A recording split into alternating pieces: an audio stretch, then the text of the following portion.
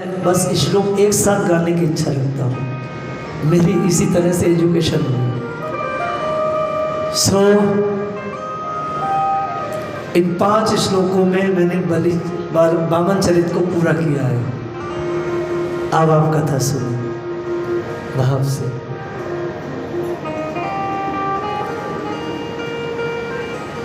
बहुत बहस हुई दोनों में, छोटे से बच्चे हैं और बड़े हैं। ठाकुर जी ने ऐसे अपनी मोहनी से बांधा। ठाकुर जी वाणी चतुर हैं, उनके जैसी वाणी नहीं कोई बोलता है, वो वाणी चतुर हैं। वो श्री गोपियों को भी अपनी वाणी से फुसला लेते हैं और माँ यशोदा को तो पगला ही देते हैं, और दाऊ जी की बुद्धि को तो बिल्कुल ही भ्रमित कर देते हैं। हाँ या ना, ऐसे है ना। वो दाऊ जी बहुत क्रोध में आएंगे और कन्हैया 2 बात कहेगा, दाऊ एक बात तो सुनो। भाई इतना कहा कि बस बुद्धि खत्म है ना। ऐसे भगवान हमारे वो ऐसे ही है। उनके लिए कहा वाणी चतुर है वो बहुत। बली महाराज अपने को कहते हैं पोस्ट ग्रेजुएट, अभी छोटे हो, शास्त्री करके आए हो, अभी कुछ खाने कमाने का भी समझ नहीं है। लेकिन ठाकुर जी ने ऐसी मोहिनी डाली कि बली महाराज को संकल्पित कर लिया, बांध लिया, संकल्प हो गया। मेरठ की कथा में छारिया जी एक गोला और कुछ दे के आए थे कि महाराज कथा हो गई तय। संकल्प हो जाता है ना तो वैश्य समाज डरता है, कहते इधर उधर नहीं करना है, कथा होनी है। फिर संकल्प की बहुत पावर है साहब।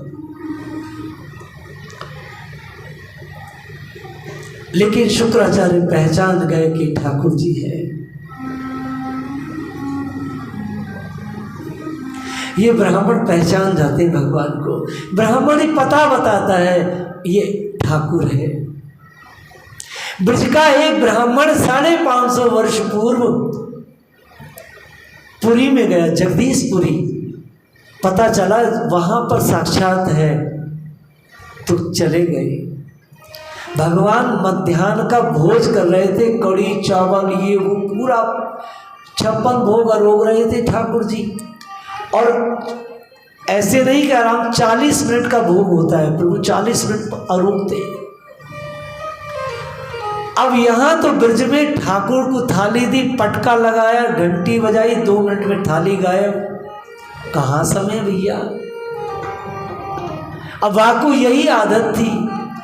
ठाकुर के प्रेम की बात कर रहे हैं, बलि महाराज वामन के चरित को बोल रहे हैं, तो बिना भक्तमान के चरित कैसे बोले साहब। गोसाइयों ने गए, अंदर जा रहे हैं, बिल्कुल ये कतैया न पड़ा है, ठाकुर आरोग रहे। ब्राह्मण बोला कौन ठाकुर? बोले जगन्नाथ भगवान। बोले कन्हैया ही तो है ना? बोले हाँ है तो कन्हैया, लेकिन जगन्नाथ भगवान है। बार बार वो शब्द बोले जगन्नाथ भगवान। तो भैया 2 मिनट देखने दे, जैसे खा रहा हो मैं वैसे देख के निकल लूँगा, कचूले भी लूँगा हाथ से। आप देखो भाव सब। वो लकड़ी नहीं मान रहा है, कहता है कि भोजन कर रहे होंगे तो मुझे दे देंगे, मैं ब्रज से आया हूँ। आज तो ब्रजवासी ऐसे नहीं है ना, आज तो ब्रजनासी हो चुके हैं।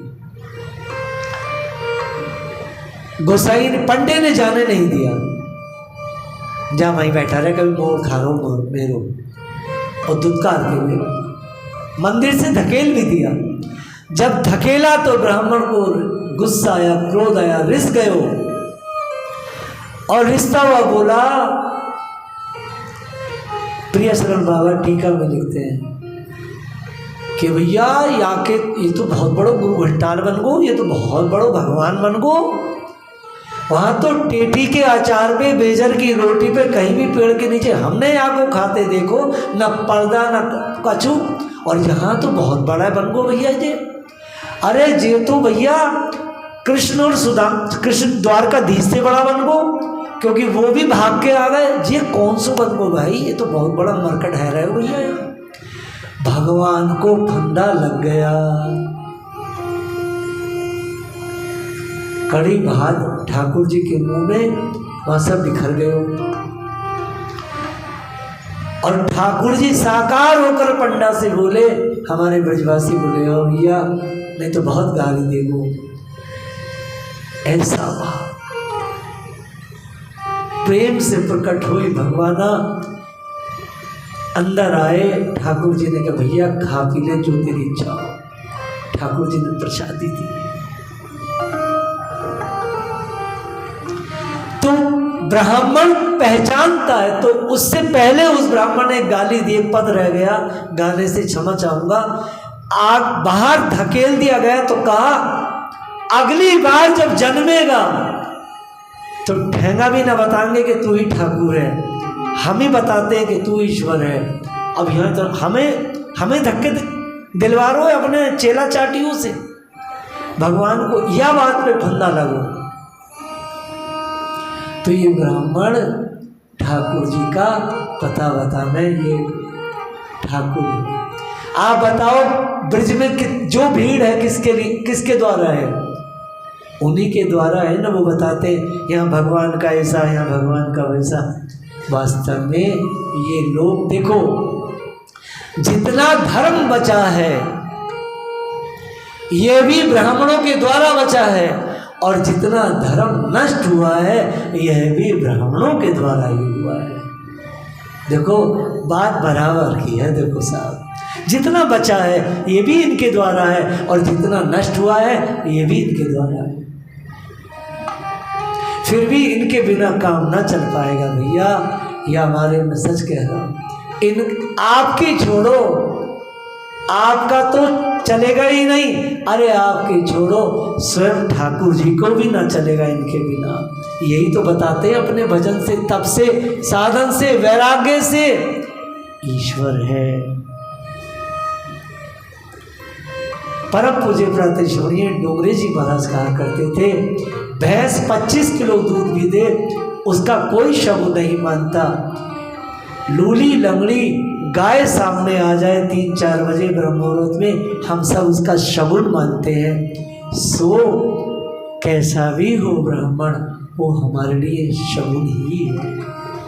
परम पूज्य प्रातः श्रवणीय पूज्य हरि बाबा जी महाराज कहा करते थे, मैं वामन चरित्र में कोट कर रहा हूँ ब्राह्मणों को।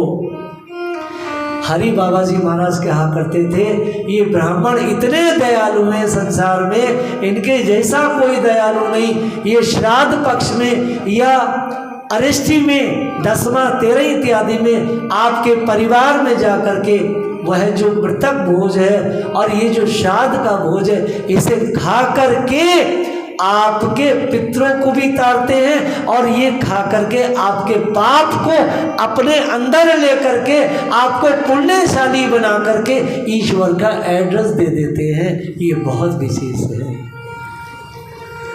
ये बहुत विशेष है। ये मेरे लिए भी और आपके लिए बहुत विशेष है।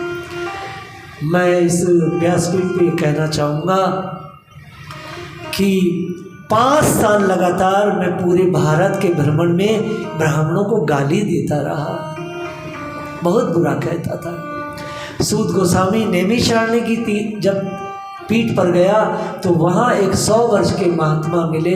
उन्होंने मेरा व्याख्यान सुना, मेरे कान में बोला, बड़े तेजस्वी हो बेटा, आज से तुम ब्राह्मणों को कुछ मत कहना, प्रशंसा ना करो चलेगा, लेकिन निंदा मत करना, नहीं तो तुम्हारा बहुत दुर्गति होगी बेटा।